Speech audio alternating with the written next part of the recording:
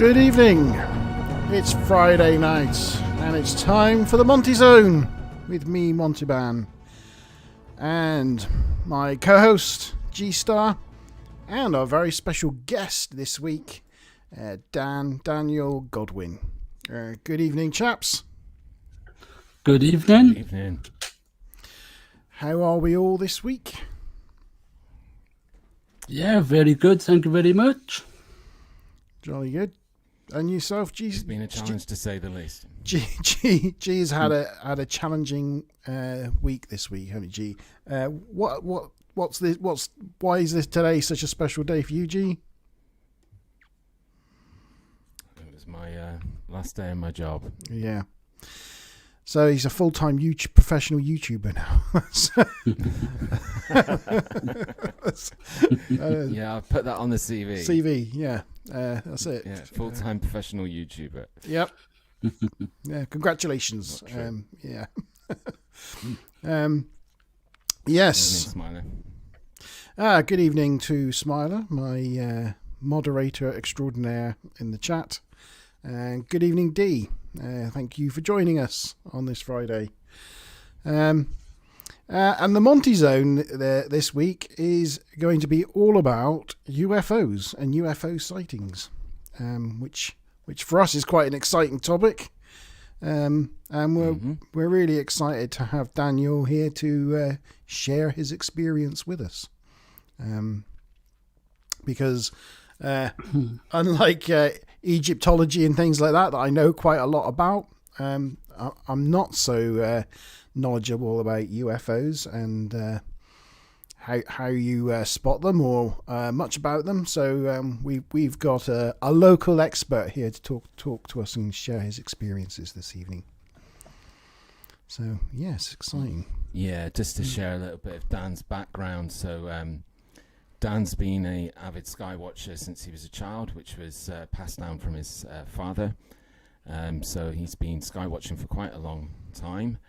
And he's also the found co-admin of a Facebook group that's called the Devon UFO group, which I joined this week because I think it's fabulous that considering Devon and Cornwall in the southwest is pretty much a hotspot for UFO sightings, it's really great to have like a community where people can come together and discuss and share information, and so that's really, really good. So that's where Dan comes from as well. And then Dan also has his own YouTube channel as well, which we'll share the link to the Facebook group in the description and to Dan's YouTube channel. Do you want to tell us a little bit about your YouTube channel, Dan? Yeah, so my YouTube channel isn't just UFOs. I do talk about all aspects of the paranormal, which is mainly UFOs and ghosts, but I do cover a couple of other subjects like big cat sightings in Britain. I'm also going to be starting a Bigfoot series soon as well, because I didn't realize quite how many Bigfoot sightings were in Britain. So yeah, I'm researching for that, and yeah, it's just covering all aspects of the paranormal. There is a Excellent. type of Bigfoot sighting up in Scotland, isn't there? I think, or North England. Yeah, they call it the Woodwows. Yes, Or the Wild Man. The Wild Man. That's it. Yes, yes. I have seen a film or a documentary about that. Or now that's going to be an interesting topic, an interesting series. I have subscribed. I'm looking forward to that. I saw your video about that you're going to be doing those. So yes, I will have to brush off my Facebook skills and work out how to join your Facebook group. I'm not as people that know me know, I'm not particularly good at social media. So yes, I will work out how to join that. And we did just launch. Sorry, go on, G. Week. Say that again, G. Sorry. We did just launch a Facebook page this week for the Monte. Yes, thank you, G. So again, once we upload this video, we'll share that in the description. We're just starting that off and just pulling that together this week. So yeah, we'll put the link in the description so you can sign up and join the Monte Zone on Facebook as well. Yeah, good stuff. Lovely. And so the show tonight, the general structure of it is going to be we're going to talk a bit about UFO sightings in the main internationally, and then go into UFO sightings locally and some of Daniel's own experiences and stories and that sort of thing. So that's the sort of general structure. But we'll probably meander our way through it, in our natural way. In a Friday night kind of way. Yeah. So, G, do you want to start us off on the international journey? Yeah. So, first one that I came across, and I originally came across this about a year ago, I think, but I think it's slightly older than that. The footage was originally filmed in 2016, I believe, in Utah, in the United States. As I said, I think I sort of came across the video online around 2019, but it was just one that I always remember. Just as we go through tonight's show, it'll kind of become apparent. I'm a bit more of a fan of sightings photos or video footage that are in the daytime rather than at night, because I think there's just so much more visibility, and this one was during the day. It seems really, really clear in terms of the background of the people that took it firsthand. I know that Dan's got some stuff that his thoughts and feelings on the footage, but it says here, obviously I think the video is paused at the moment, the footage was captured by Sam and Jimmy, and they are professional filmmakers, and they do a lot of work where they do sort of B-roll for documentary stuff and films like that, where they just go out with a drone and film loads of large landscape footage. Anyway, I won't spoil the video because it kind of covers that in the video anyway, but I think we're going to watch the video first. Yeah, and also I just want to say I'm aware that G-Star's audio's just coming out of your left channel. So if you're sat at home wondering if your stereo speakers have suddenly broke or something, no, they haven't. Your speakers, your headphones are still working. It's just we've got a slight technical problem with G's audio this evening. So yeah, don't go smacking your speaker or anything like that. We couldn't quite fix it in the before the show started. So anyway, I will carry on with the clip. Yeah, so I work in the film industry. We're shooting a documentary outside of Beaver, Utah. Okay. And so that was shot, maybe a couple miles outside of Beaver, and Beaver's like 2 hours north, an hour and a half, maybe 2 hours north of the Nevada border. And we're just like, me and our drone operator, basically what we do is we go out and just find epic landscapes to use as B-roll in the film. And so we put up the drone, got some pretty great shots. We're probably like 400 or 500 feet away from the drone. Don't hear, don't see anything. Go back to our hotel room that night, go to dinner.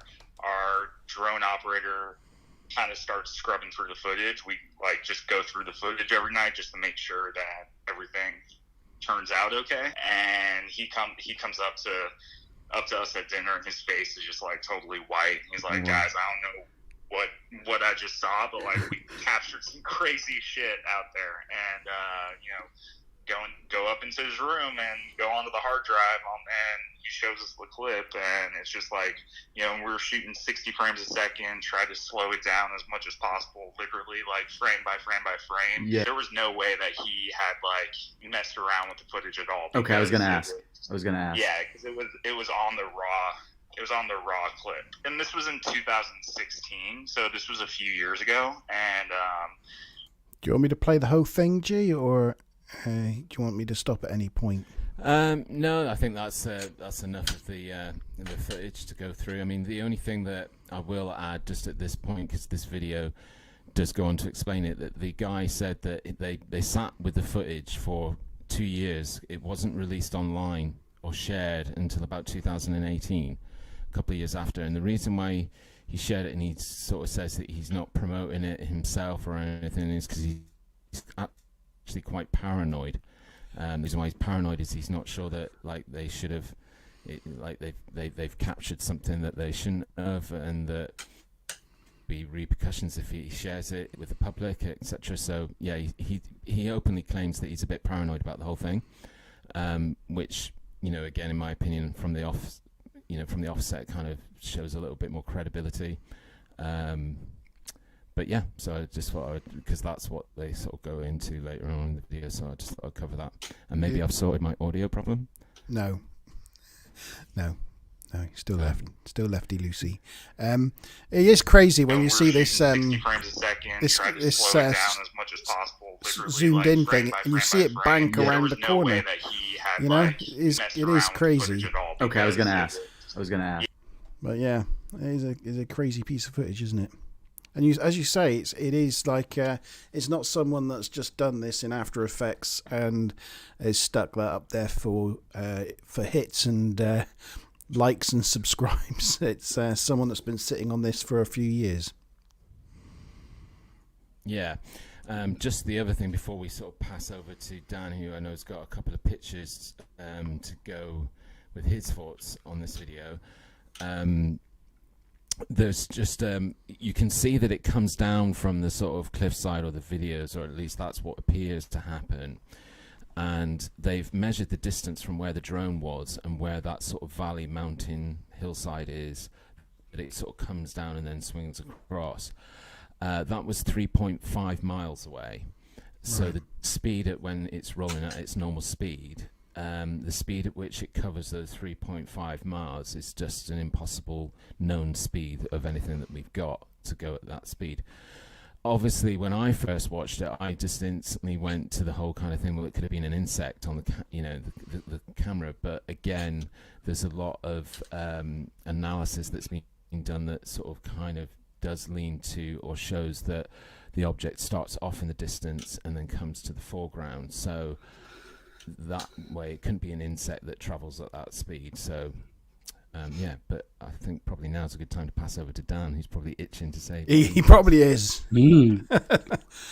Yeah, the first thing I want to say is that's not coming from the mountain. I look at this and it's just not. If you can put picture 1 on, please. Yeah. Bear with me a second. That's okay.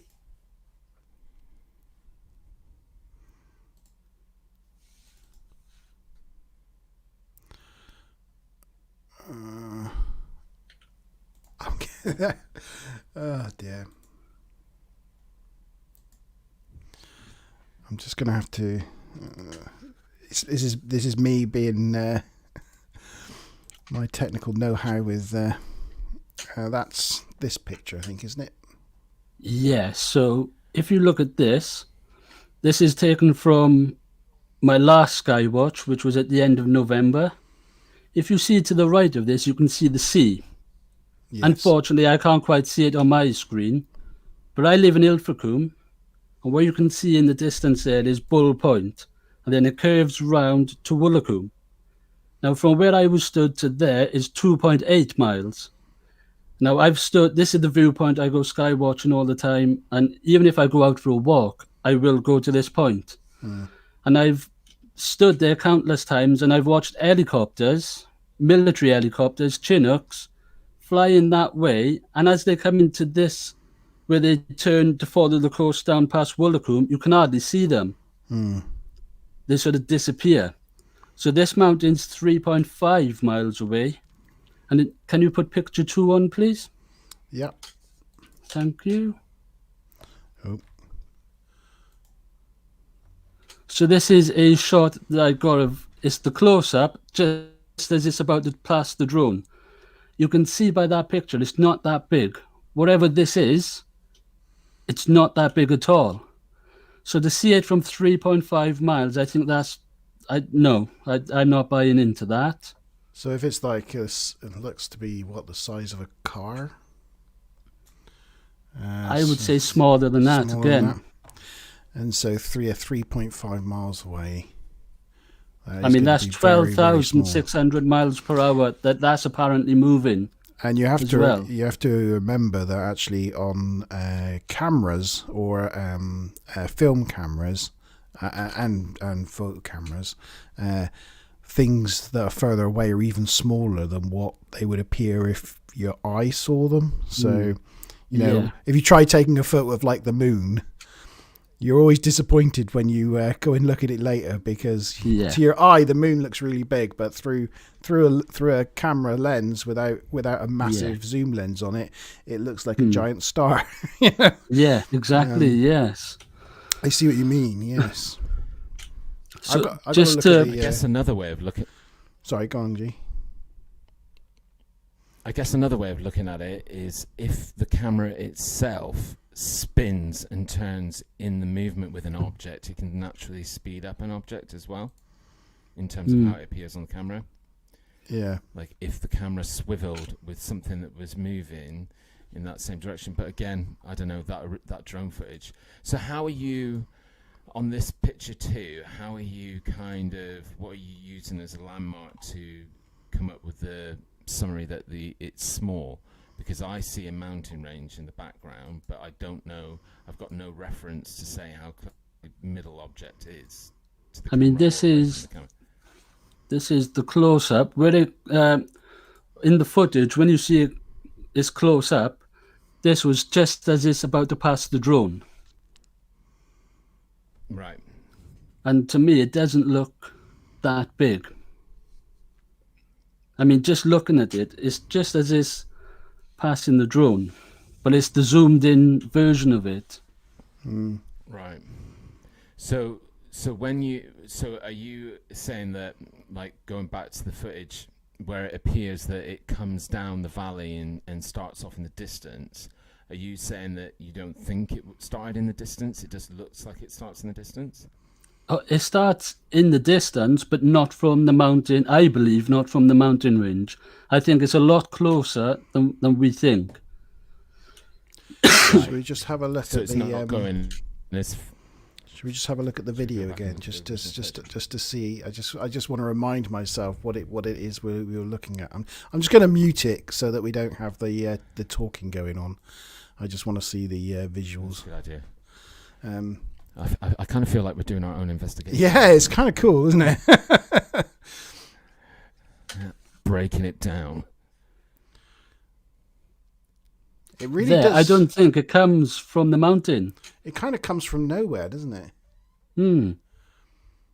Because as you say, that's not a valley or anything, is it? That is just a mountainside. So do you think my original, I said earlier that when I originally saw this, I thought, oh, maybe it's just like an insect that goes and flies in front of the camera. So do you think that, going back to that original thought, that the object doesn't start that far away, it's actually quite small, but just gets picked up on the camera, like say the sunlight change that picked up a fly or a mozzie or something like that, and then it flies past the camera, but it seems that it starts off in the distance? Is that plausible? That is, I don't think it's an insect though, but yeah, it does start somewhat in the distance, just not as far as they're saying it starts. It's just a lot smaller, but closer. Yeah. So do you think it's possibly then another drone? That's exactly my thought. That is a good shout, yeah. Because actually, when you see it about here, when you see it here, I mean, these aren't big trees. They're only like shrubby-like trees. And as you say, as that's going over the top of them, it is very small, isn't it? I think that is a drone. Yeah, that is. I mean, another issue I have is the speed as well. Yeah, well, the other thing that we know about physics is if this is a drone filming and then there's a drone coming towards it, we already know that if both are like going at 40 miles an hour, then it would appear on camera that the object moving is going 80 miles an hour, because when you pass something that's already... Am I right in that? Is that physics? Yeah. Yes. I don't know. Did I? Did I just come out with physics there? I don't Did know. you? Oh my god! Hang on, where's my notepad? I want to mark this in a diary or something. Yeah. Today, G discussed physics. Again, that's another thing to think about: is that if the object that's filming it is moving because it's a drone, and we don't know how quick a speed that is moving, and then the object is another drone is going at I don't know 60 miles an hour or something, then it's going to look like it passes the camera at a stupid speed. The other thing is, you can program drones to do very precise maneuvers. So you can map this all out in a program in a model, and know exactly how these drones are going to behave.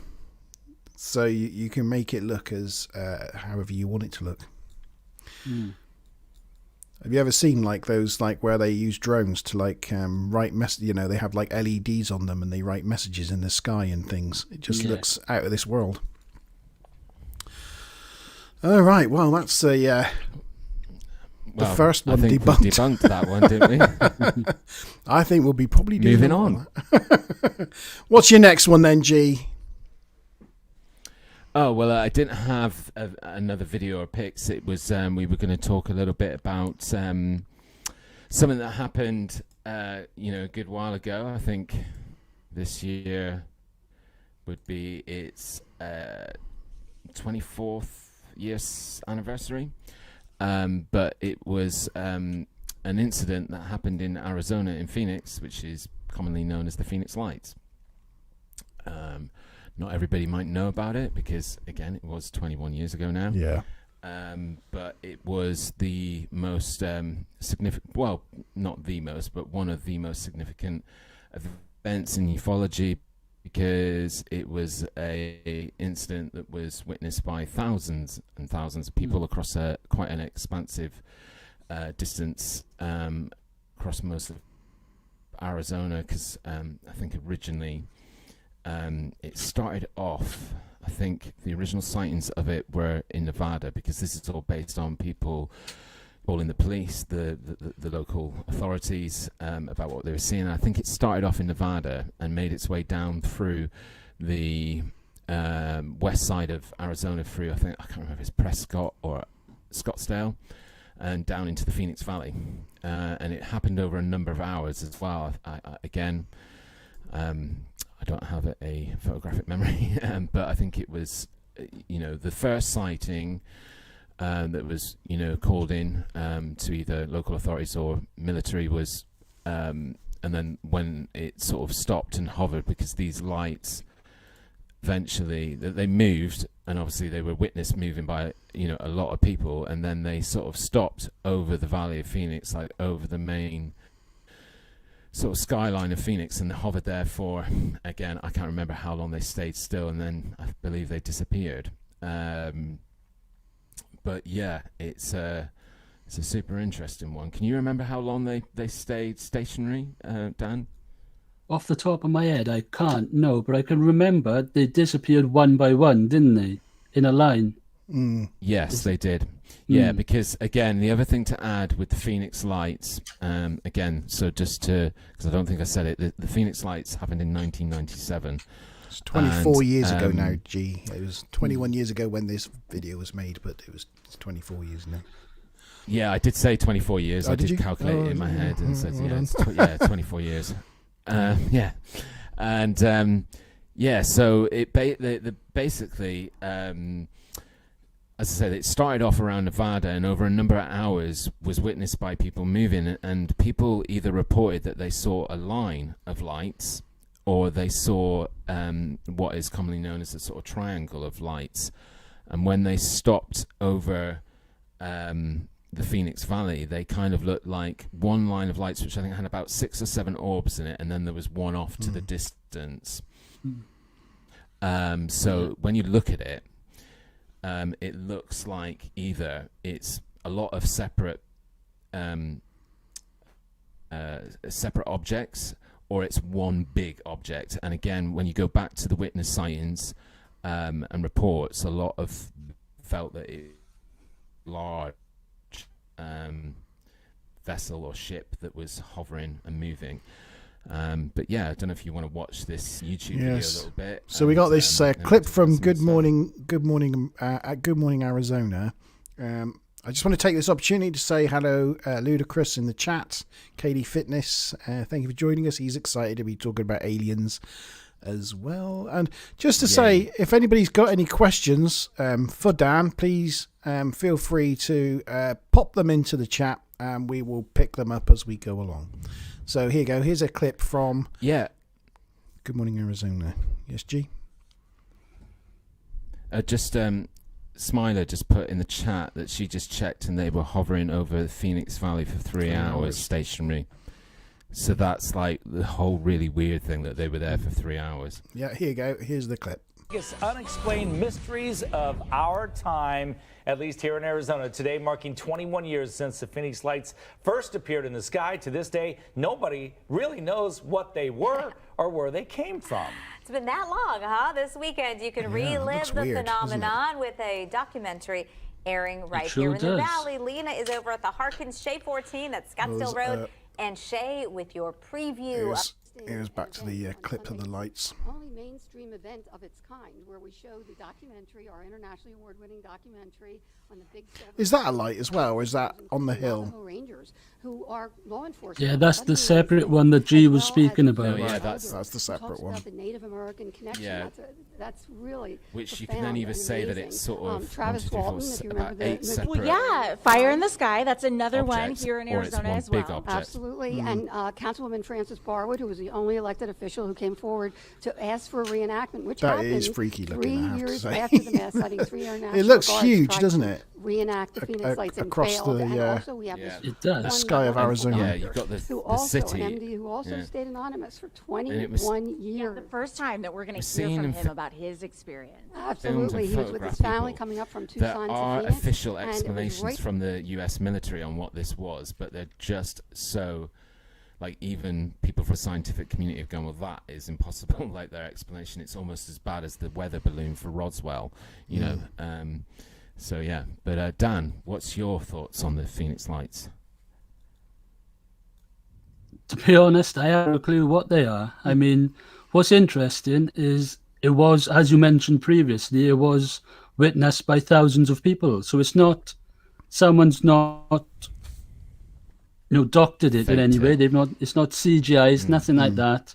It is something that is actually there in the sky. As to what it is, I don't know. This has baffled me for years. Do you know the official explanation that's been given by the U.S. military for it back then? And it was, I don't think they came back with an explanation until like a couple of years after the event. But yeah, do you know what their explanation was? No. I do, but off the top of my head, I cannot remember. It's so basically they said that they were testing military flares, and these flares, the reason why they're testing them is because they're specially designed to stay stationary in the sky, for a good number of hours. And so they were testing them, and then they were testing them like a very long distance away from Phoenix. As I said, the sighting started off in Nevada, and they said that basically there was high altitude winds. These flares are specially designed to withstand, aerial conditions that would make them move, because the whole point of them is that they stay there stationary. But apparently they're saying that the high altitude winds were so high that they then started moving the flares, and they moved the flares several hundred miles down into Arizona, down into Phoenix, where they eventually then stopped being affected by the high altitude and then started doing what they're meant to do and hover. But again, when you think about that scientifically, if you're talking about a group of flares that are caught in high altitude winds, why would they stay in any sort of formation over a distance of 100 miles or so, where they were, as I say, reported to be in a sort of triangular shape and stay in formation? So it's sort of pretty far reaching, I think, that explanation. It is. So yeah, it's not flares. But that's the official from the US government. That's the official explanation for the Phoenix Lights, which is just ludicrous, I think. When you said you were thinking about it scientifically, I thought you were going to be quoting physics again there, G.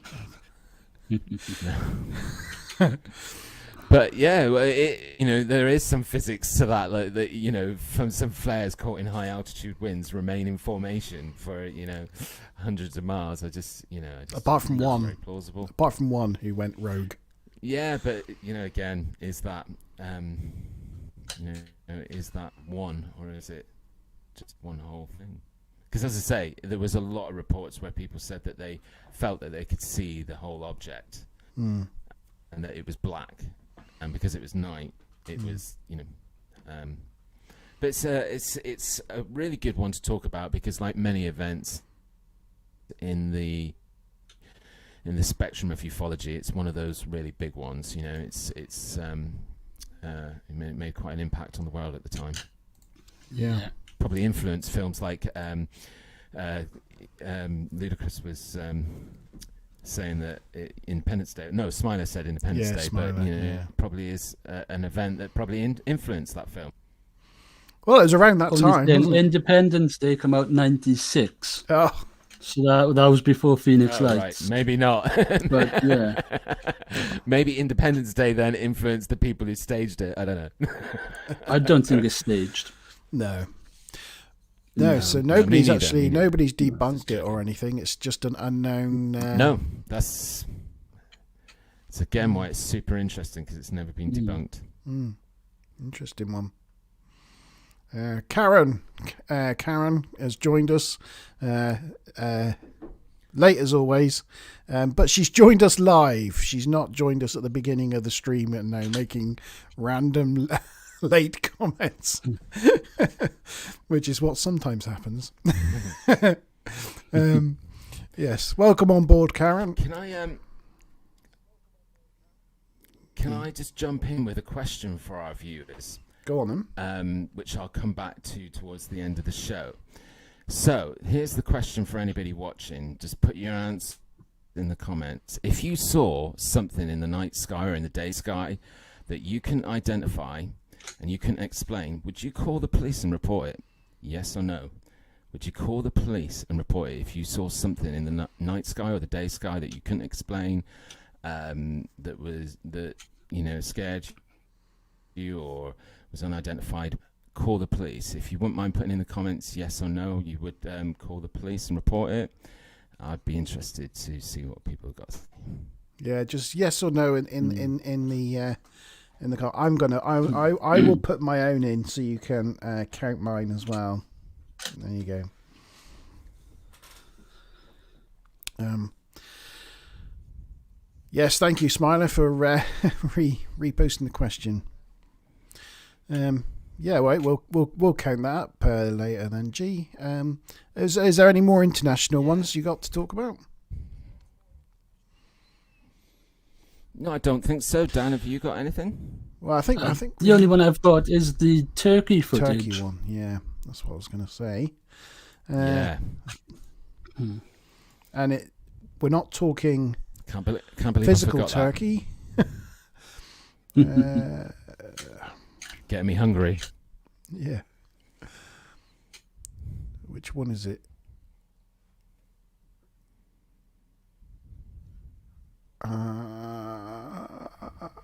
I think it's this one. Is it this one?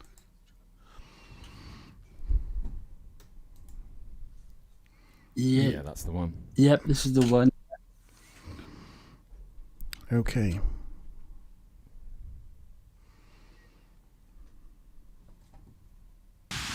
Optikal yapma ha. Görüyor musun nasıl gidiyor?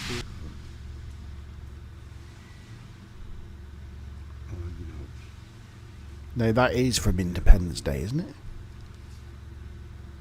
It does look like, yes.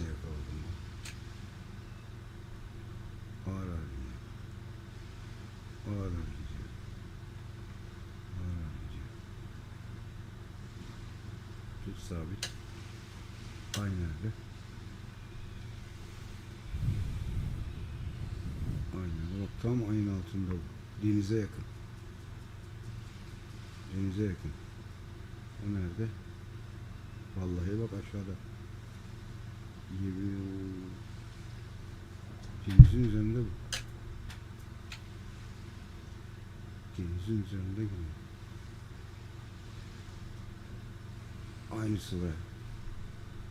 So what's interesting about this footage, this craft came to the same place over the course of 3 years. It came 2007, 2008, 2009.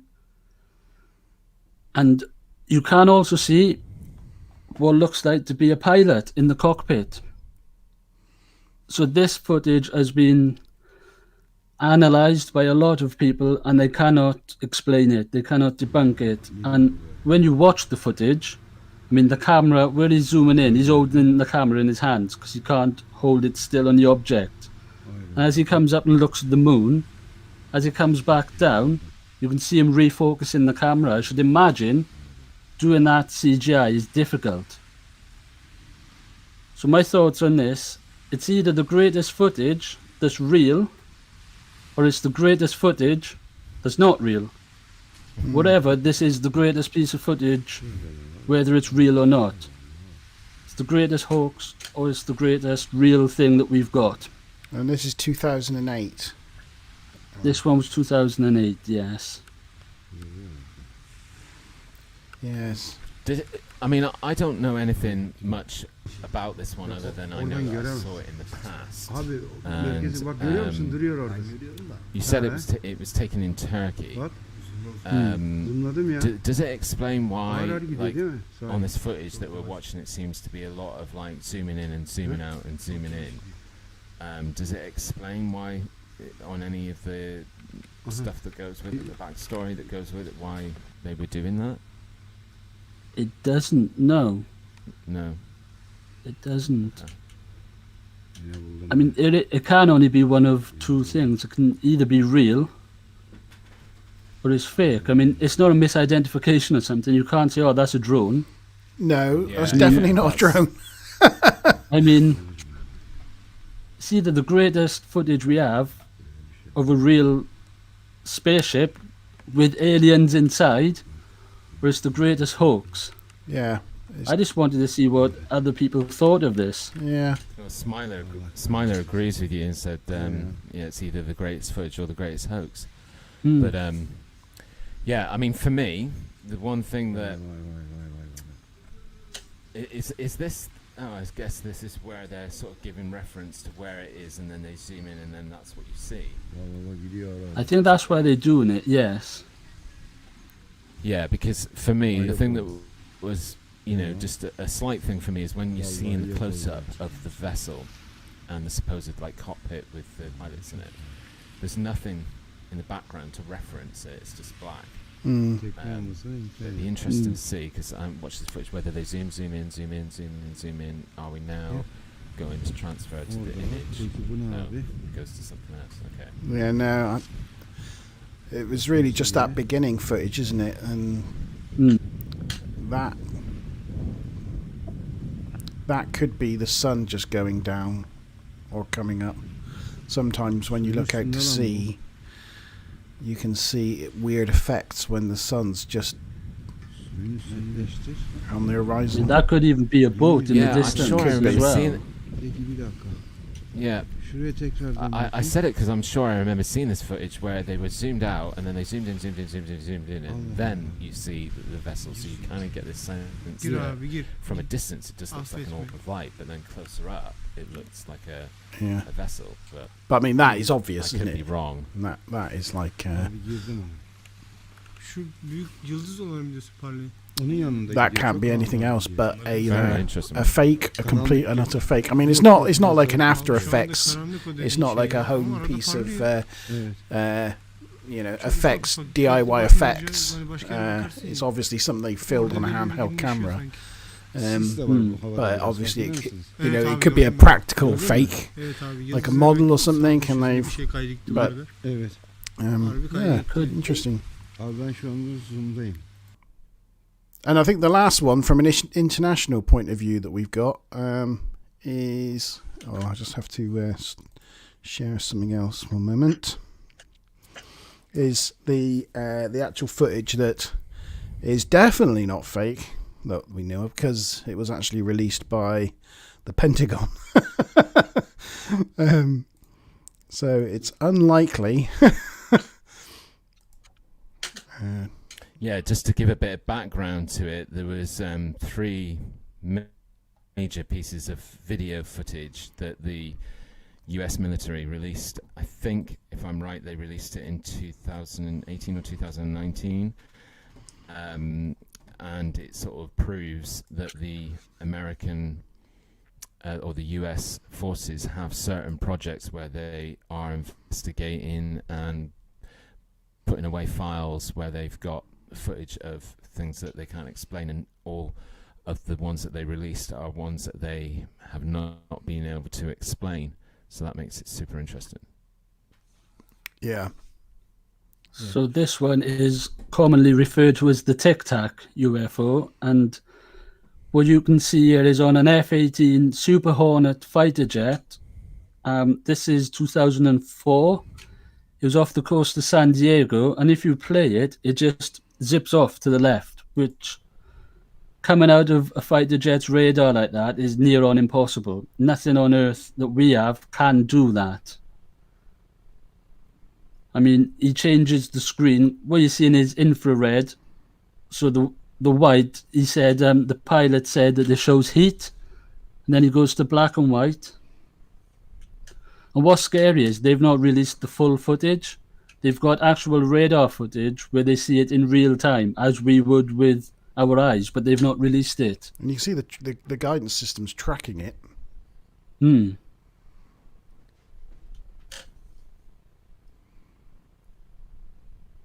There's a really good podcast that Joe Rogan's got with Commander David Fravor. Yeah, I've seen that. Saw this craft before it was filmed.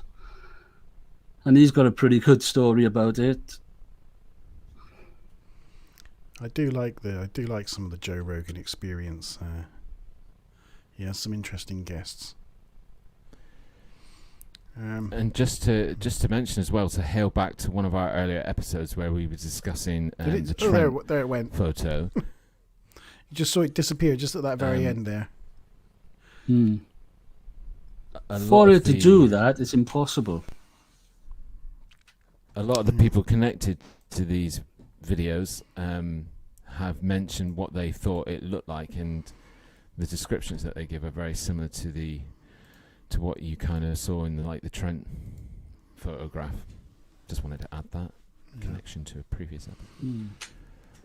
Yeah, Smiler reminded me. I've got to, every time I rearrange the windows, Daniel, if the chat window goes behind another window, it freezes on my live stream. So Smiler looks out for that, and then every now and again reminds me, chat, to bring my chat window to the front.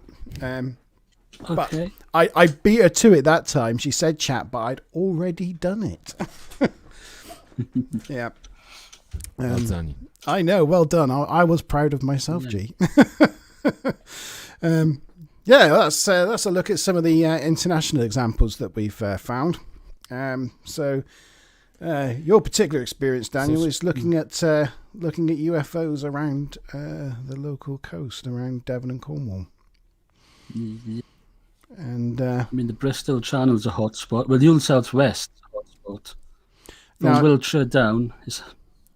Yeah, not knowing anything about it, I'm imagining it's because we're like a peninsula away from some of the main metropolises. So, we've got like as far as like the rest of some of the central part of the UK goes, we've got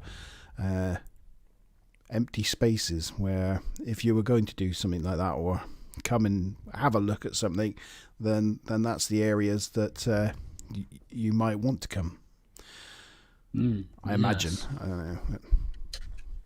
Well, we've got a few dark sky reserves, haven't we? We've got Exmoor, there's dark sky. We've got Dartmoor. I'm sure the Bodmore is a dark sky reserve as well. But yeah, I want to go back to something G said earlier. Sorry, G, go on.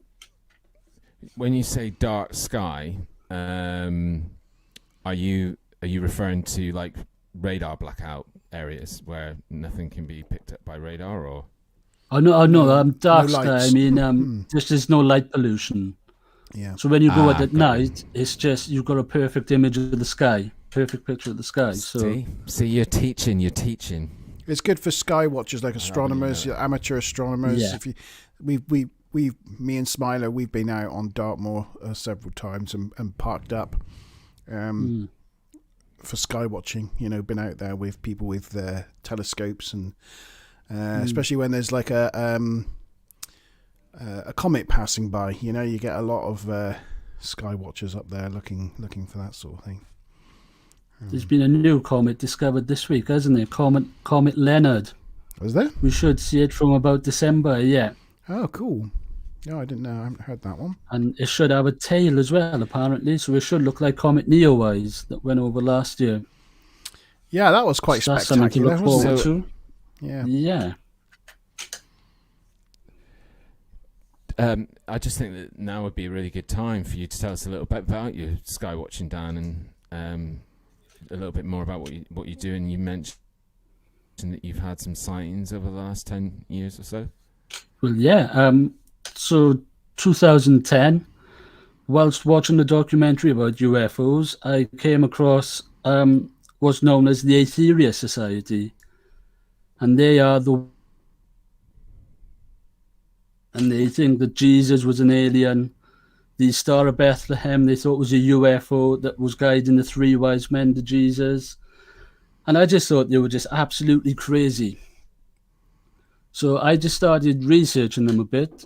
And I did. Their mecca is Holston Down, which is just outside of Combe Martin.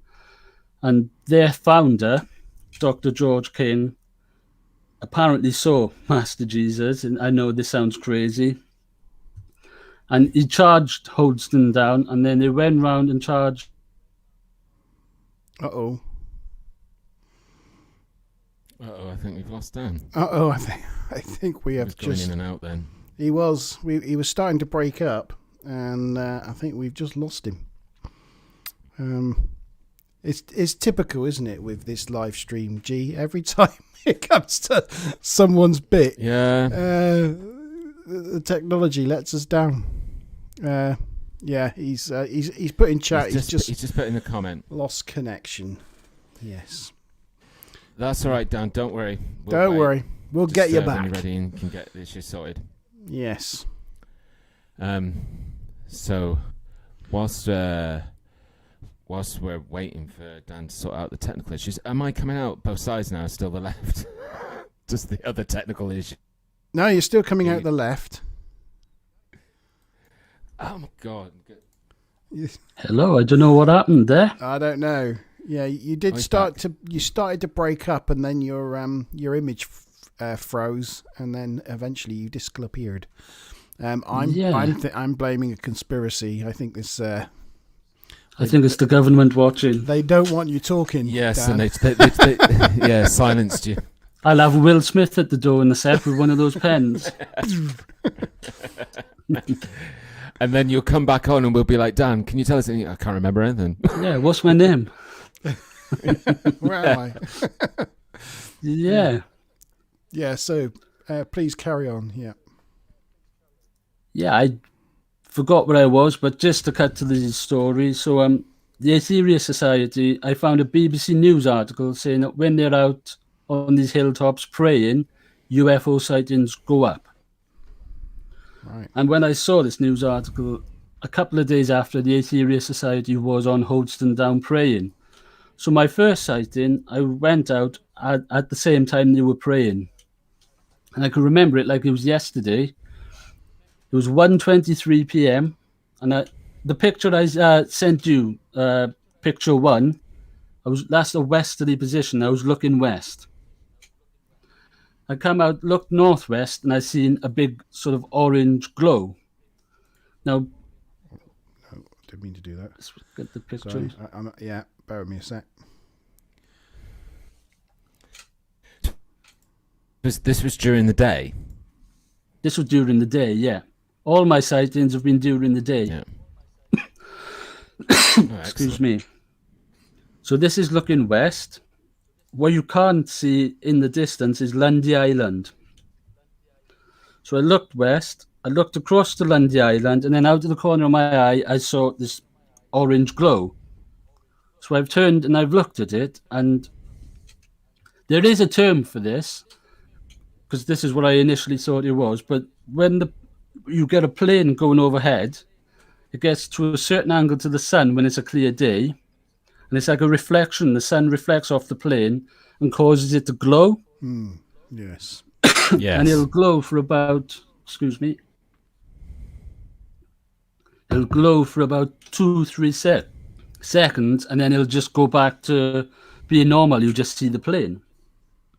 So initially I thought it was just a plane with the sun reflecting on it, and it was just making it glow. But I watched this thing for 15 minutes going up the channel. I also saw a plane going over the top of it, and it was going a lot faster than whatever this was. And then I watched it for about 15 minutes, and then it just disappeared, and I couldn't see nothing. So at this point, I didn't have a camera, I didn't have no smartphone, nothing. So I couldn't really look at what it could be. Excuse me. My only explanation is it was a plane or an helicopter, just with the sun reflecting on it, causing it to glow. So that was 2010. So 2018, in the summer of 2018, I'm in the same spot. And funny enough, I wasn't skywatching this time. I was just out for a walk. And I was sat, and I could hear a plane coming over from somewhere. So I've looked at flight radar, because at this time I got a smartphone. So I looked at flight radar, and I could see a plane coming from the east. So I've looked up, and again, I've seen this glow. And I thought, oh, well, the sun's reflecting on it, and it's causing it to glow. But then something caught my eye just in front of it, and I've looked in front, and there's the plane. Well, if that's the plane, what's that? I thought. When I've looked back, this glow was on, and there's absolutely nothing there. No plane, no helicopter. And the plane was flying about 3,000 foot, so it was quite low. And whatever this glow was quite low. So I should have imagined I'd be able to see it. Couldn't see nothing. Now, this caught me off guard. There's nothing I could do about that. But this next one, I could have done something, and I kicked myself over it. So I'd gone up again, exactly the same place, just to watch the sunset. Only the first sighting I had was when I was sky watching. So I'd watched the sunset. About 25 minutes after the sun had set. This was November, so the sunset, where you can see in the picture, the sunset just to the left of it. So I don't think it set below the horizon. It was just below that hill. So I started walking back down the coast path. And again, I see this orange glow. Now, I could have filmed it at this point. I had my phone out. I could have filmed it, but I didn't. I was straight on flight radar to see if there was any planes going over. No planes going over. And at this point, it just disappeared. So the lesson there is, if you see something in the sky and you can film it, and then look for the explanation after. So all these, I've just, in my head, I'm thinking, it must be an aircraft the sun is reflecting off it. But then my fourth sighting was, I wasn't at this place, I was living at a different place, and I had a view of a little bit of the Bristol Channel, and it was raining, it was grey, but I saw this orange glow again going up the channel. And by the time I had time to grab my phone to film it, it had gone. So yeah, that's my 4 sightings. And question from Karen: what was the name of the Jesus was an alien group? It's the Aetherius Society. Becky, my partner has actually just commented. Becky's answered. Thank you, Becky. Sorry, I didn't see that. Yes, the Aetherius Society. There you go. And they come to Holdstone Down. They take part in what's known as Operation Prayer Power, and they say they gather up good energy, put it into a box, and then anywhere in the world that something negative is happening, if there's a war, or if there's, even last year with the Australia mountain fires, they send this energy to the places that need the energy, apparently. So yeah, they're absolutely crazy, but yeah, the thoughts there, the intent's there, yeah. Maybe it could just be something to do with like a joint consciousness or something like that. You know, you never know. I mean, there's a lot to do with meditating as well, and Dr. Stephen Greer has got a protocol called the CE5 protocol, which is meditation. I don't know what it's meant to do, but it's meant to open you up to see these, whatever they are, come down. Whether you want to call them alien spaceships or just lights that come down, I don't know. But yeah. What do we think then? For the UFOs that we've seen that haven't been explained, what do you guys think they are then? Because there's lots of theories out there, aren't there? That, you know, from people visiting from distant planets to people visiting from alternative realities to people or things that are visiting from things that are here but maybe are just out of phase or just not are not visible to us unless seen in a certain way. I mean, before we went live, the mountain I spoke about, the first recorded sighting, that's Mount Rainier in Washington State. And there's a theory that there's a portal opening in that mountain where they go in and come out of. So that apparently there's footage as well of it. That's the first ever. We were talking just before we came on air about the history of UFO sightings and when was the first one recorded in sort of modern times. You know that there's debates on whether they've ever been depicted in historical documents, on cave paintings and things like that. But when was the first one in modern times? And Daniel mentioned that it was 1947. Over Mount Rainier in Washington State. In Washington State, yeah. I wonder if I can find anything about that whilst G's Washington State is a huge hotspot. Yeah, Washington State is a huge hotspot. No, that's not wicked. Just the UFOs either. Yeah. Oh, things like for Bigfoot and stuff like that. Yeah. Sasquatch. Yeah. Yeah. Which again, you know, that's got a connection to aliens as well, because there's a good group of people that believe that, you know, Bigfoot sightings are actually sightings of aliens. So there you go, good connection. But thank you for sharing that with us, Dan. That's really cool to hear about. You know, your love of sky watching and you know, some of the stuff you've seen. It must be so frustrating to have seen a couple of those things and not being able to grab the camera fast enough to catch them. I can definitely appreciate that, because I had something a little while ago in Tor Point when we were living in Tor Point, and again, it's one of those things that I just wish I had a camera that then I would have been able to take that moment and analyze it a little bit more to be able to actually say whether I felt I'd really seen something or just, you know, something was playing around.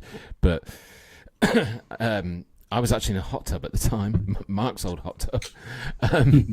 But yeah, with my partner and a friend, and sort of looked up. Just sort of, I'm laying there and just looking up, and it's a really great clear night, and start seeing what looks really obviously like a drone moving across us, right above us, and it was giving off like red and green flashing lights. And because of that, you could really tell that it was like a drone. You could almost see the shape of it as well. And I would have estimated that the fact that it was about 300 foot off the ground. And as I'm starting to point this out to to my partner and friend that are in the hot tub with, literally, as I sort of then look up again to point to them the second time, there's this white orb that came from the other side of the sky and crossed past it just like that, sort of almost like over the top. But the white orb that was going that way was moving at a heck of a lot faster speed and was, from my eye perspective, was a hell of a lot higher than what the drone was.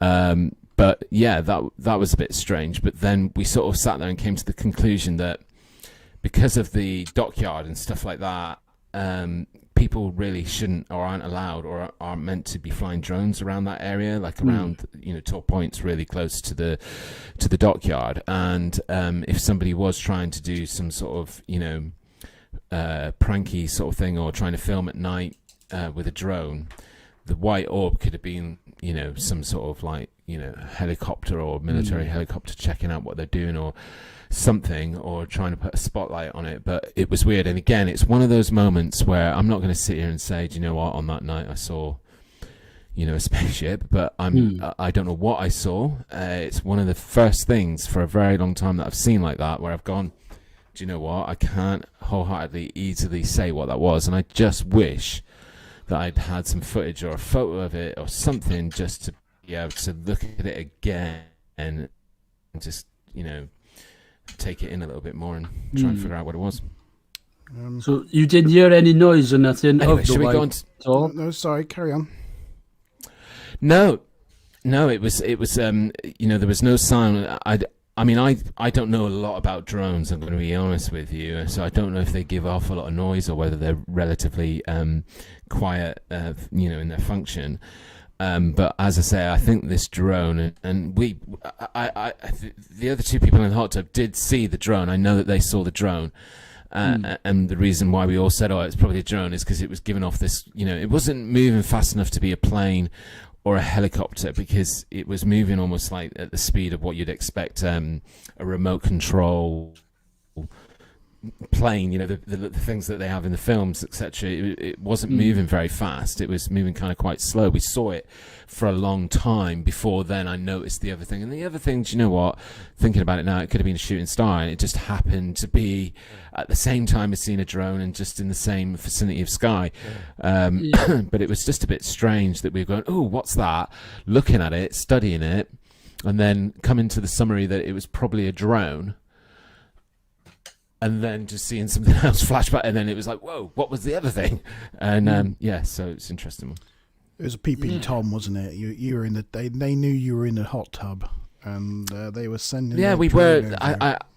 To get a good. I look. do recall that we were joking about that as well. Yeah, we were joking about that. Yeah. This is a photo from 1947. So Kenneth Arnold, who first saw the first spotting over the mountain in Washington State.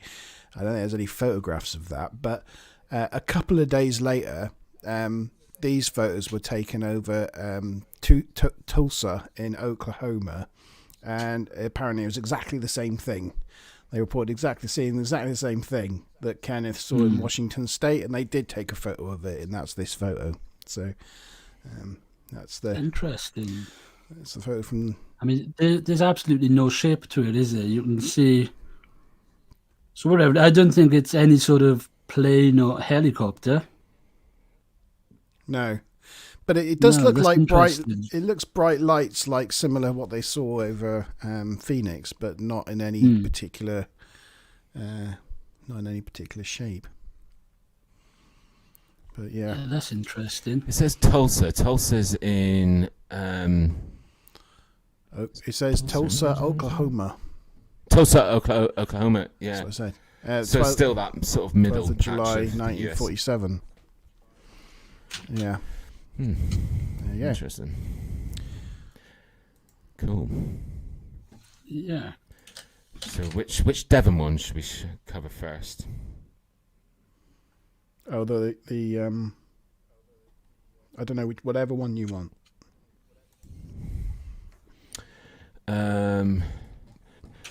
Should we do there was one that was entitled I think it was Red Orb over Plymouth. That was the one that was with the Evening Herald or Devon Live or one of those websites. Oh, Plymouth Live. Yeah, Plymouth Live. Okay. Bear with me, caller.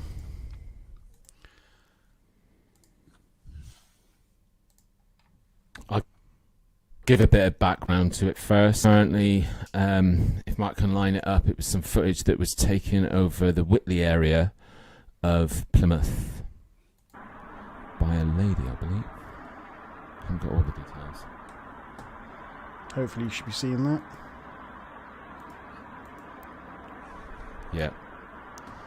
Sort of the lights disappearing, and which again are very similar to the Phoenix lights. You see them disappearing and coming back. Valentine's Day flowers. Think stupid. Serenata flowers. Send a gorgeous Yeah, hand-tied they're bouquet awful. They're as awful an easy sight. and God, I hate convenient this way sight. to give It's the really hard. perfect gift this How do I Sorry go about back? that. I did try and How do I find go it. back? You I can't. You have can't to come go out back. and go back in again. I don't know how to do that. Very annoying. Oh well. Anyway, that was it. In my week of research, I've had this frustration of finding a lot of stuff on these horrible paper or news websites where it's just so overloaded with advertising. It's just awful. Plymouth Live is particularly dark. bad. It's Again, it's trash. well, they all seem to work on the same exact format. Yeah, they do. They have one server that.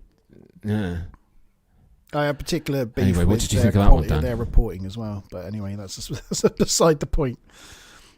Yeah, first and thoughts the on grammar. that one is Chinese lanterns Yeah, that was my first thought. with Yeah. the light dimming and then coming back. I've seen Chinese lanterns do that. Yeah. That's my first thought, but without any sort of clear close-up footage. I mean, it's one of those, by definition, they are UFOs because we can't Because they're say unexplained. what they are definitely. Yeah. I mean, I think you've struck on a good note there in terms of saying that I do think a lot of, and this is why I was saying earlier that I tend to prefer coming across video or photographs or sightings that are done during the day, because I do think a lot of the evening, nighttime, I would say probably somewhere in the region of about at least 30% of the sightings could be put down to people letting off lanterns. This is why I have a real problem with the nighttime. I think there's one that I've shared with Mark, which we may come across in a minute. I have a real problem with these ones where they zoom in and out really fast, and they're going like this, and it's at night time, and it looks like an orb pulsing, but all it is probably a Chinese lantern, and they're just zooming in and zooming out, and it just has this effect on the camera, and those ones kind of do get on my nerves a little bit. But yeah, I've just queued the Plymouth one up I again. think I'm on board with you on that one. I've just queued the Plymouth one up again, just so we can just see it again. I've gone through the adverts and things and got it back just for a moment, and now you can see it in all its splendour. It does look like flickering lanterns to me. Yeah, for sure. I know the footage is only inches long, but you know, the other thing that I would say is they seem to be extremely stationary, though. Yeah. They seem to be extremely stationary. Well, they do get But quite then they could bright, be and flying. then they can be quite far away, and so then when things are quite bright and quite far away, they can be moving but still look generally stationary. Yeah, got you. Yeah. What's the next one then? That was a good one. Should we go on to? I mean, there's one that I've got which isn't necessarily a picture or a sighting. It's more something that's related to the whole concept, and that's the one with the picture of the woods.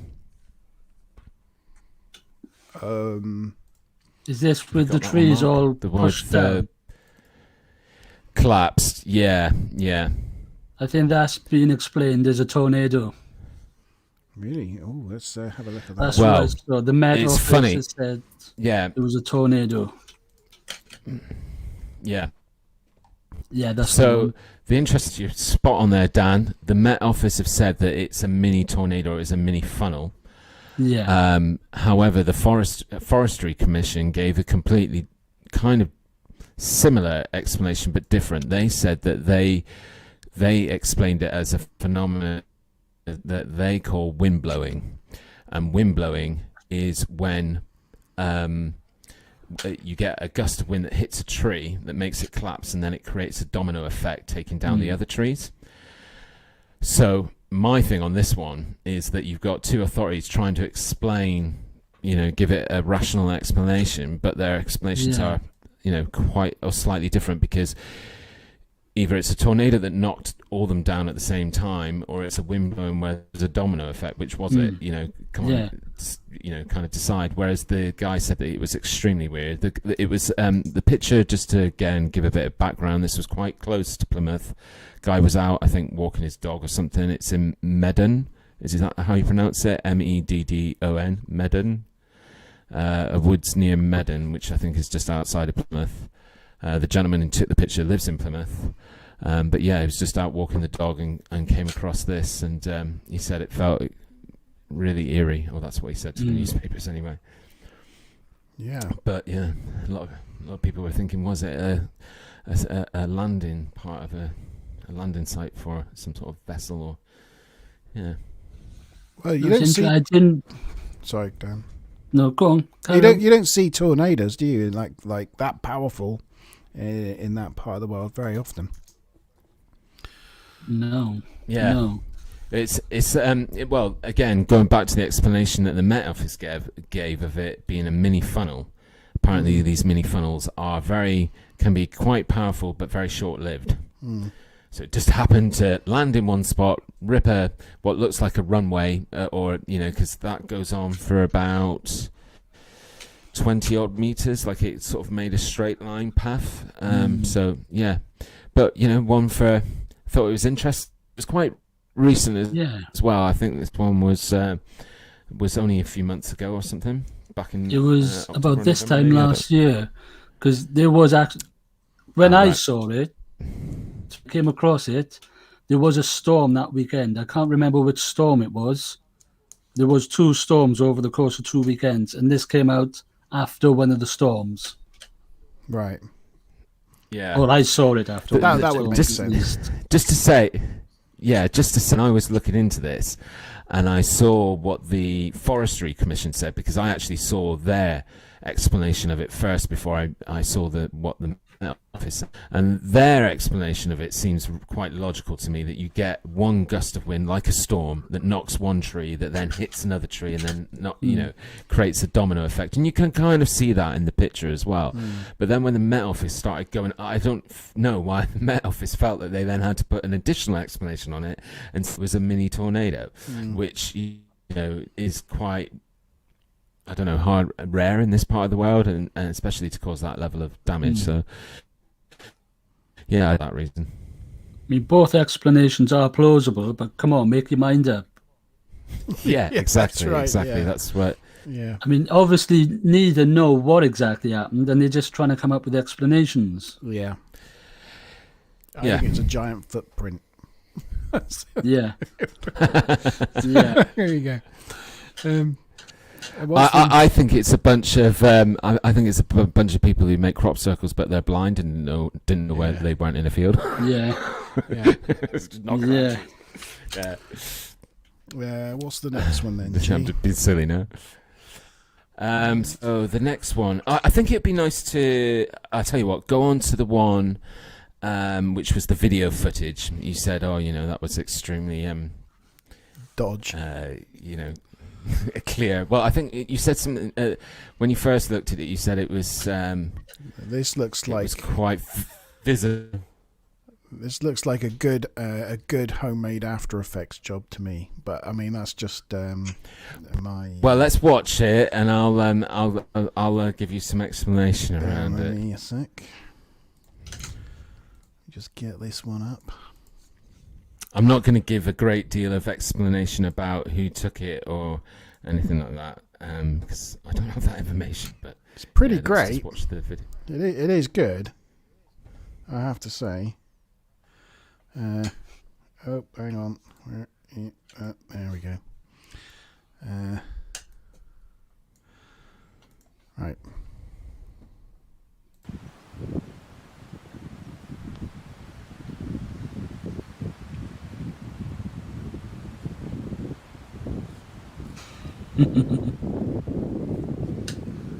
Wait for it. Whoa. Good God. Whoa! Oh.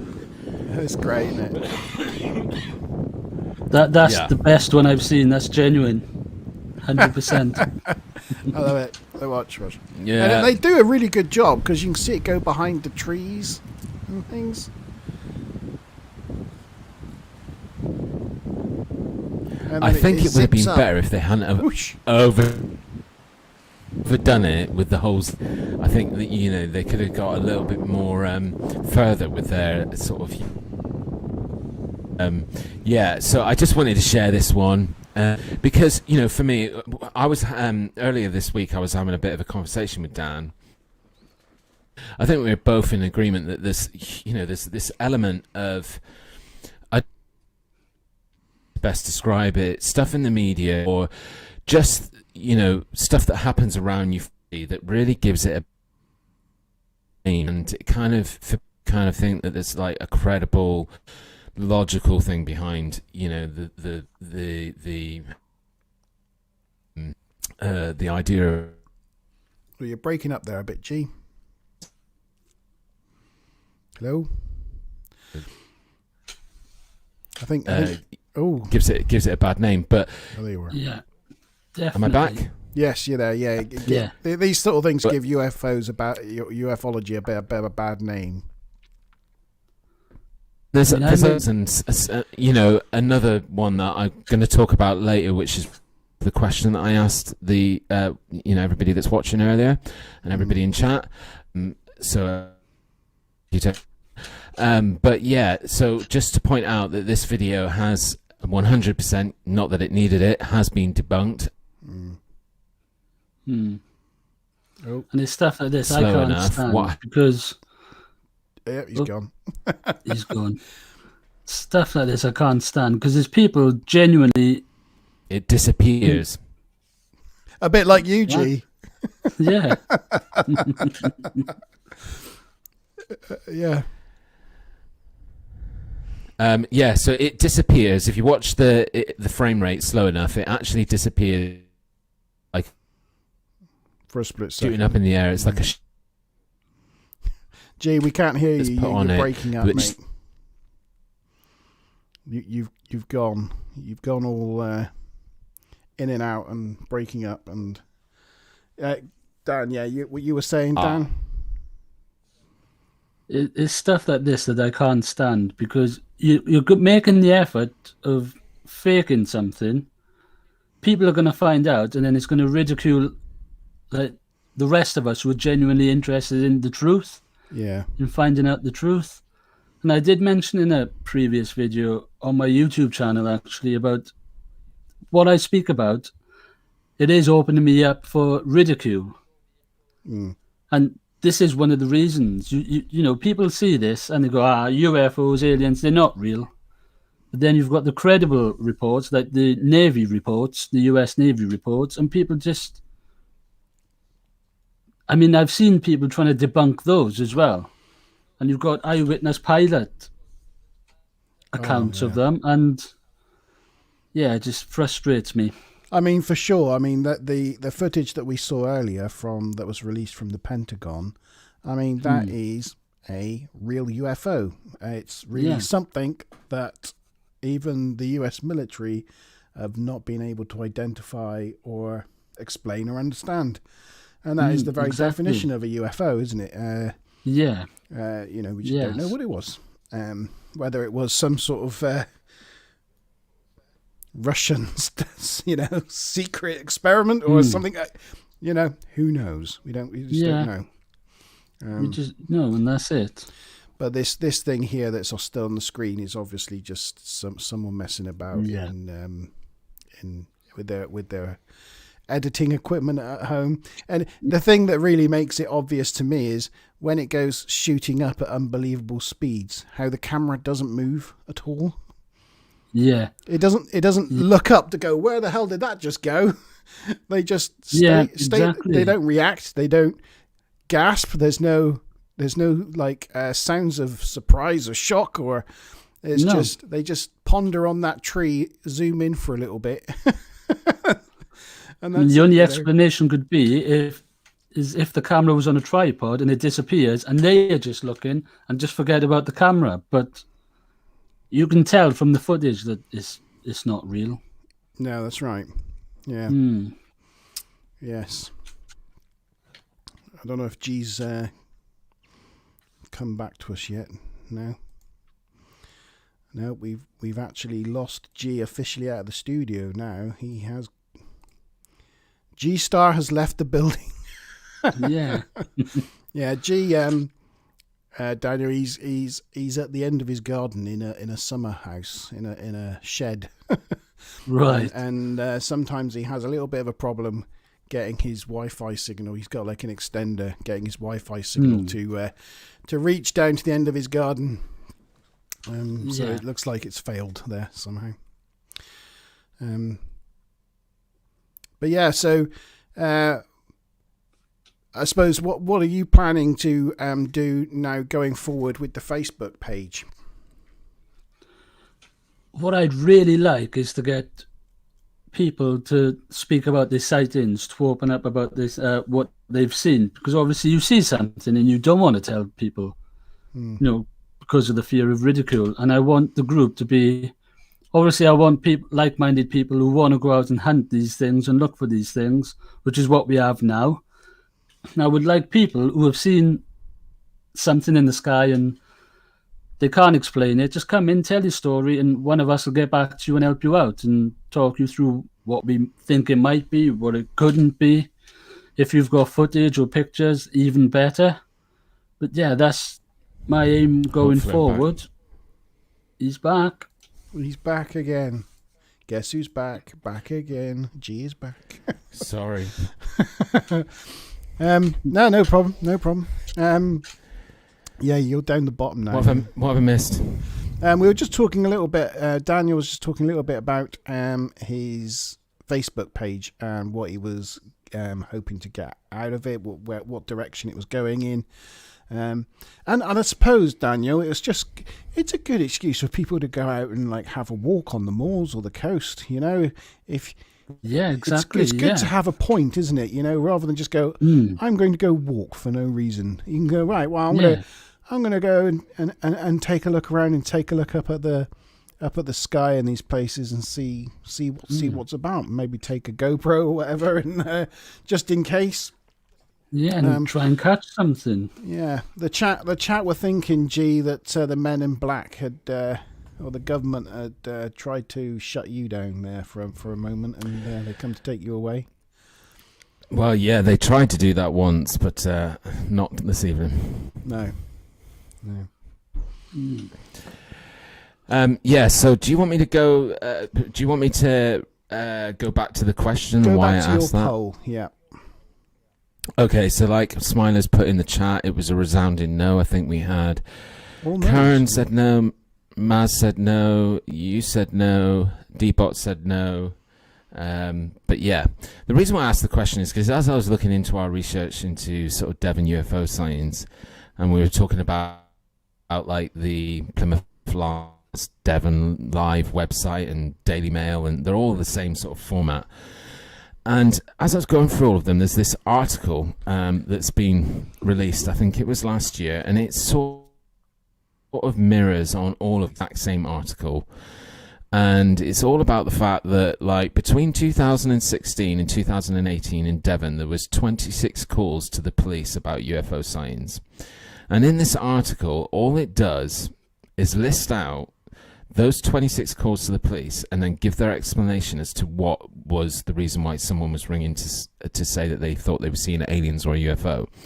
And in almost 95% of them, it was because they were mad, going through some sort of breakdown, an escape from some sort of mental health institute, that they were a self-harmer, that they got sectioned not long after they called the police. And it's really damning the way it makes it look like if you were to call the police and say you saw a UFO, that instantly you would think, as somebody reading this article, that because the reason that brought me scratching my head about it is because only the night before I was watching a documentary and this is a documentary series called On the Trail of UFOs.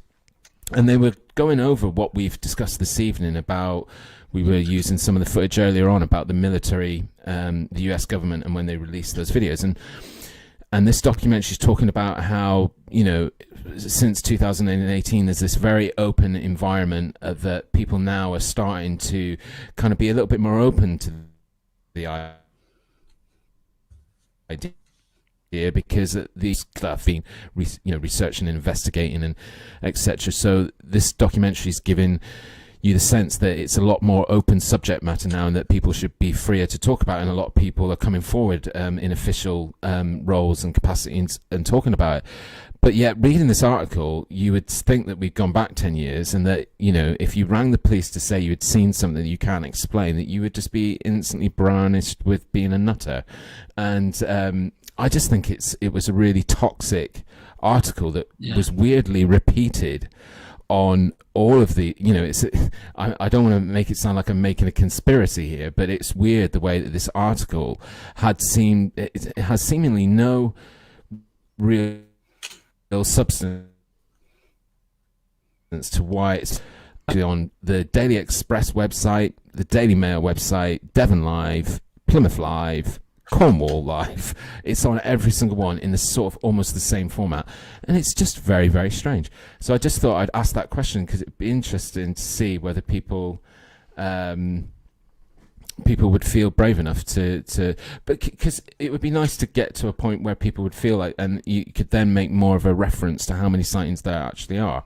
But probably most people wouldn't do that because most people don't even tell their friends that they've seen things because they're still scared of people going, "Oh, what are you, a bit, loopy?" Mazabok Bob pointed out that maybe the poll shows that just normal sane people don't normally call the popo. so none of those demographics are in our chat tonight, which is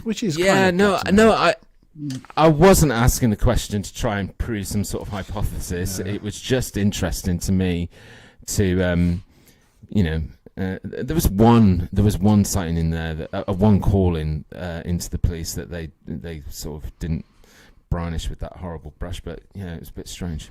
The thing is, anyway, if we mention we see anything now, we're worse than all those demographics than those articles pointed out. We're YouTubers. We can't be trusted at all. We can't be trusted at all.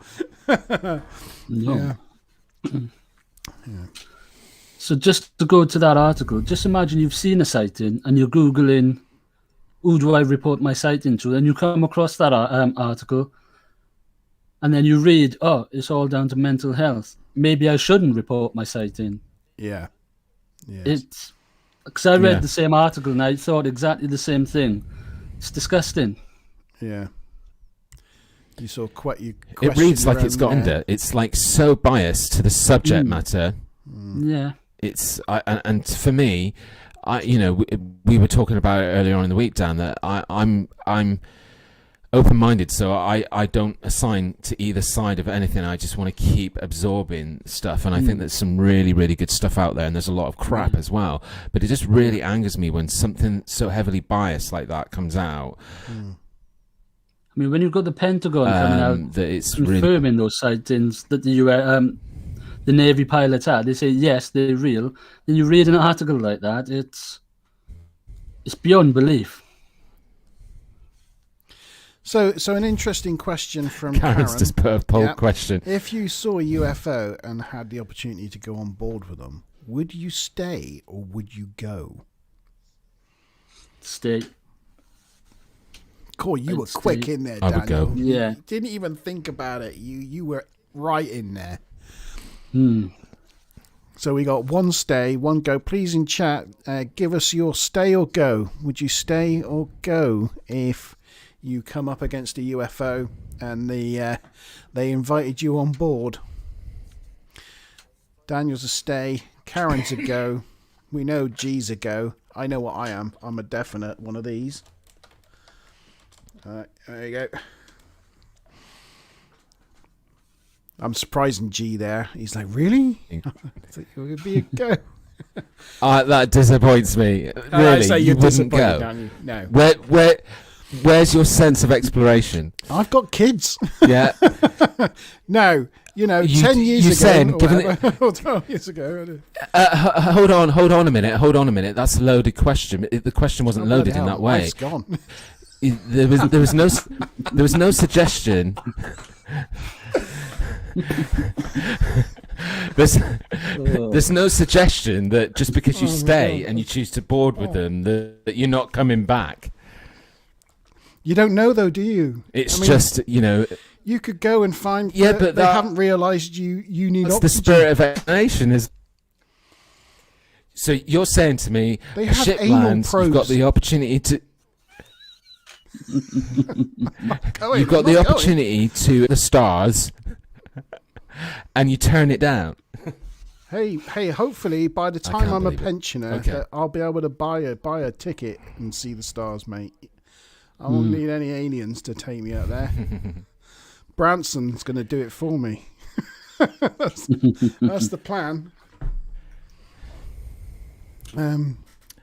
What have we got in chat? There was one photo that we had left. My wife's gone. She's already packing her bags. I'm having Karen's dogs, apparently. If Doctor Who turns up, she's gone as well. Yeah. What about Becky? Yeah, we hadn't heard from Becky. Maybe Becky's. Yeah. We want Becky's take. That's what we want. Yeah. Becky said, "Can I nominate someone to go instead of myself?" What, like you, Dan? Yeah, probably. Yeah. Yeah. Probably. Yeah. Mazza's saying ditto Monte is on my bucket list. Maybe we can take the same flight. On Virgin Galactic. But you said you wouldn't go. No, she's meaning on like Virgin Galactic or one of the space tourism flights that'll be taken off shortly. Yeah. Oh, I wouldn't go on one of them. There's a chance you'd never come back. Have you seen what happened to that? Which mission was it in the 80s that exploded? Hey, Challenger. It's not the same thing, is it? Yeah. What was the last? You want to see one of the other pictures? Yeah, there was a last picture. I'm really interested. I'm glad we've left this one to last. I kind of I like this one, but I'd be interested to see if Dan's seen it. He probably has because he's our expert. He is our expert. Bear with me.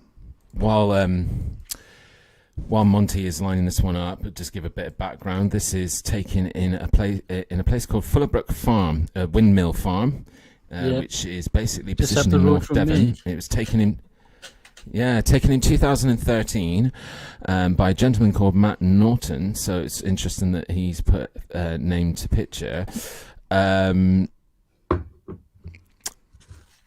And this area is, correct me if I'm wrong, Dan, it's about what I look like on Google Maps, about 10 or 15 miles away from Barnstable.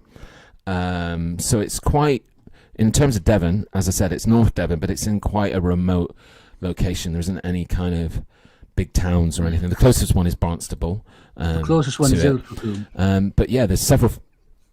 It's just up the road from... So are you familiar with this photo, Dan? I am indeed, yes. I saw this. I didn't see it as soon as it came out. I saw it a little while after. And where you can't really make anything of it from here because it looks quite small. But if you get the chance to look at it properly, I believe it could be a drone. It is looking a bit droney, isn't it? Well, if you show the other picture where it's got zoomed in. So there you go. That's a zoomed in. Now again, I'm not an expert on drones, but drones don't tend to be one whole mass, do they? I don't know. You look at that. Little legs. You look at that, and you could see like there's something here, there's something here, there's something here, and there's something here. The DJI drones, you can bring them out, can't you? The legs and the propellers, you can bring them out, and that's what it looks like. I think it's a drone. I can't be sure. So it is a UFO by the UFO definition. It's a shame because, it's unexplained, but it's it's a shame that we can't get any sense of distance on it. And again, a few episodes ago we were discussing that famous Trent photo, and you can go online and see all the research that's been done on that photo and all the analysis, and you can read it from two different sides of the argument as well, the debunkers and the people that are for it. But like on something like this, you can't. I don't know if anybody's actually analysed this photograph and put it through that kind of rigmarole. But yeah. So Someone you can't really in the get a comments sense of has what just is the said distance military to it. drone, which is interesting because there is a military base close by. Got RMB Chivana close by. Yes, and it's quite a big military base as well, isn't it? But there used to be an RAF base. It's still got the runways and stuff, which are still functional. They still have exercises from there. Yeah, I mean that's why I pointed out at the beginning that it's in quite a remote area of Devon. Like if you were going to test something and wanted it to the fewest amount of people to see it in the sky, it would probably be a good place to send it up, because on a country drive where you're a farmer, you're probably not going to see it. I mean, coming back to the Utah footage, that could be military as well, because it's right next. Utah is right next to Nevada, and we know Area 51's in Nevada, so that could be military as well. Yeah, some sort of military test. Yeah. I mean that whole area, Nevada, Utah, Arizona. They're all kind of together in a cluster. So yeah, you're right. Yeah, no, it does look like a drone to me. Yeah, and that, as you say, that was the last one. I do believe. One last poll, one last question from Karen. If you found a crashed UFO, would you report it straight away or keep it quiet and explore it yourself? Depends if there was anything still alive on it. I'm about to say, I've seen that film, so I'm out of there.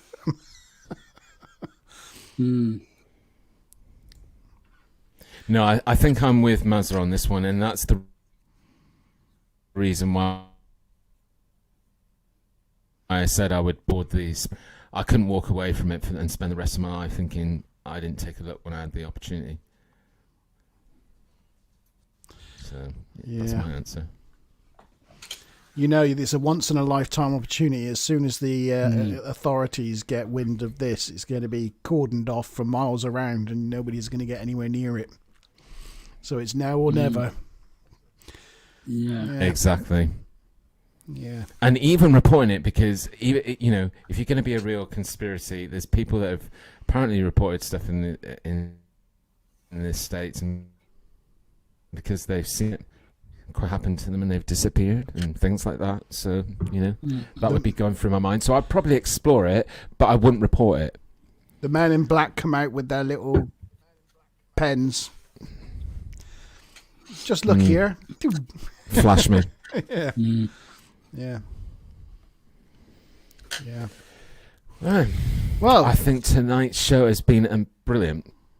Yeah. It's been amazing. Yes. I think we've covered some really good bits. I've really enjoyed it. Thank you ever so much, Dan, because no problem. I definitely think it's offered a kind of a different perspective. Yeah, they're all saying in chat they're saying in chat I could make an unboxing video if I found a UFO. So on my main channel, my most viewed video is me unboxing a computer. So they're saying I did see that the other day. It was over 1,000 views. Yeah, if I found a UFO, I'd make an unboxing video about it. Yeah, probably be a big box, mind. It would, yeah. Yeah, that's quite funny. Yeah, but yes, thank you, Daniel, for coming. Would you consider doing Would you consider doing an autopsy video? Let's do a fake autopsy video. Yeah. Obviously, we'll be linking your Facebook group and your channel in the description. And thank you very much. And I'm sure we'd love to have you back for another chat in a later date. Yeah, definitely. Because I think we'll definitely come back to the UFO subject again. It would be good to come back with, because I think tonight all three of us were more, I think, lots of question marks over the Phoenix Lights. That's the one. A lot of them we've looked at tonight and gone, that's what, because that's a big event and thousands of people saw it. It'd be nice to maybe touch back on that one and give a little bit more information on it and various different accounts of what people saw. But I know that me and Monty would definitely love to come back to the UFO subject again, and we will do. And it'd be great to have you guest with us again. I'd like to talk about I'd have you on my channel as well. Do a live. Oh yeah. On my. Yeah, that'd be good. Yeah, that'd be cool. But no, I'd quite like to talk about Bigfoot, Sasquatches, the abominable snowman, or any of those types of, throughout the world. Each culture's got a particular. I think there's one in Russia, I think, and that would be a good topic, I think, to take on at some point. It would be, yeah. It's funny that you say that, because I was only talking to Dan about that earlier in the week, and for the last sort of about 12 to 18 months, especially when I was going through my surgery and recovery, I watched a huge amount of stuff about Sasquatch and Bigfoot and stuff like that. So it's one that I feel almost ready for already. Anyway, right. I better get my research goggles on then and start reading. Yeah, you bet. Yeah, cool. All right, well, thank you, Daniel. Thank you, G. Thank you very much. Thank you for having me on. And thank you for everyone who watched. Thanks to everybody. Thank you, to everybody who watched and joined in with the questions and the polls. And thank you to Karen for coming up with some questions as well. Yeah, all really, really good. I've really enjoyed tonight. Yeah, thank you, everybody in chat. Thank you, Smiler, my wrench. Thank you, as always. Thank you to Becky for packing my bags. Yeah, thanks, Becky. Yeah. At least, Daniel, we both know where we both stand now in our relationships. Yeah, exactly. Yeah, it's been an enlightening evening for us. Yeah. Okay. Karen's just asking what's the name of your channel, Daniel? It's just my name. It's just Daniel Godwin, and you can't miss it 'cause it's just me. The profile picture is me with a pair of sunglasses on. Right. Yes. So you can't miss it. No. I can send a link if the lady likes a link. I don't know if Smiler, you could just put a link in chat just for anyone. Monty's already got the link. The link's I'm already subscribed. The link will be in the description anyway, so check it out. It'll be in the description of the live stream. So, yes, good evening, everyone, and have a good weekend, and we will see you next time on the Monte Zone. Cheers. Probably in 2 weeks' time. Yeah. Cheers, everyone. Bye.